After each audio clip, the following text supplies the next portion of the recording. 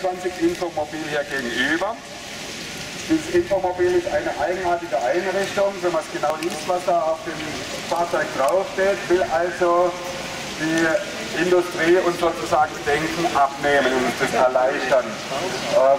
Dafür haben sie allerdings auch eine Menge Geld vom Land, also Steuergeld, letzten Endes in Anspruch genommen. Das finde ich mal sehr bedauerlich, denn wir haben hier die Situation, dass hier in der Region seit Jahren schon Nachteile in Kauf zu nehmen sind für das Projekt Stuttgart 21. Und gleichzeitig sind die offiziellen Vertreter, zum Beispiel von der Stadt Heilbronn, also der Oberbürgermeister, oder der Herr Mandl als Vorsitzender oder Chef des Regionalverbandes, stellen sich hin und sagen, Stuttgart 21 ist gut für die Region, gut für die Stadt Heilbronn und wir repräsentieren die Meinung der Bürger.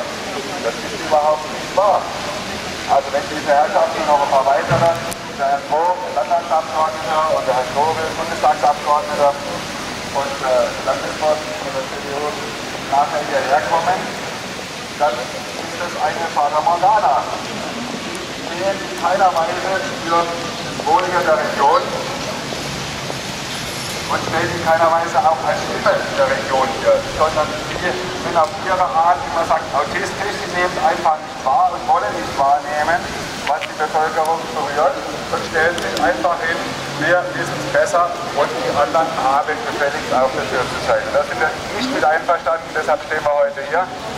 Wenn nachher diese Pseudo-Veranstaltung stattfindet, dann möchten wir hier einen Gegenpunkt darstellen und sagen, die Menschen hier in der Region haben durchaus sehr, sehr unterschiedliche Ansichten zu Stuttgart 21. Auf keinen Fall alle dafür. Und von denen, die sich hinstellen und sagen, wir vertreten die Region und sind für Stuttgart 21, von denen war niemand da. Ja? Und die nächste Gelegenheit ist morgen Abend in der Harmoniegaststätte.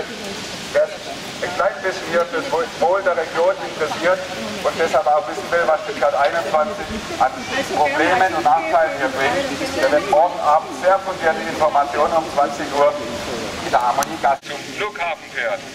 Was wäre dann gewonnen? 250 Meter mehr Gehstrecke und 20 Meter mehr in der Tiefe. Statt schätzungsweise vielleicht 8 Meter, die die heutige S-Bahn-Haltestelle im Terminal unterirdisch ist, wären es dann 26 Meter. 26 Meter in der Tiefe, das ist ein halbes Bergwerk.